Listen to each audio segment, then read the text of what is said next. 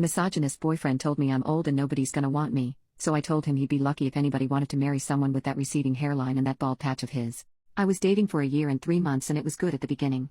I know people say there are signs about certain types of behavior, or you can see bits and pieces of who somebody is, but this man was so good about hiding who he was. Last week my boyfriend, his 2 friends, their girlfriends, and I all went out to a cabin for a week and a half. I got along great with the girls, and his friends seemed nice as well.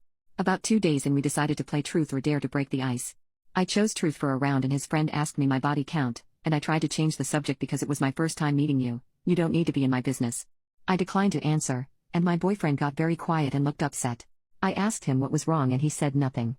We continue the game and his other friend dares me to tell my body count. I say no. 3 more rounds and the first friend asks me when I lost my virginity. I call it a night and say I'm not comfortable sharing my intimate history with people I've known for 5 seconds. My boyfriend goes, "Oh, you wouldn't have to be uncomfortable if you don't have anything to hide and you haven't slept with a large amount of people." I look at him and tell him I don't have to tell these strangers anything about my personal life. We get into a small argument.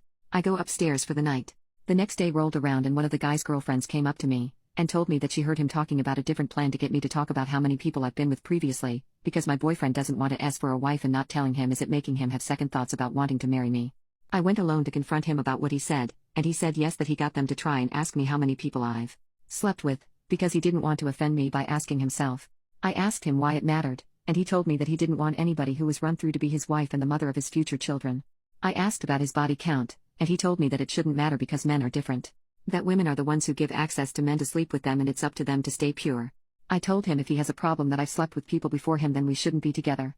He got so angry and told me that my time was running out and no one's gonna want anybody over the age of 25 because they're used up. Don't listen. Men prefer younger women because they're easier to mold.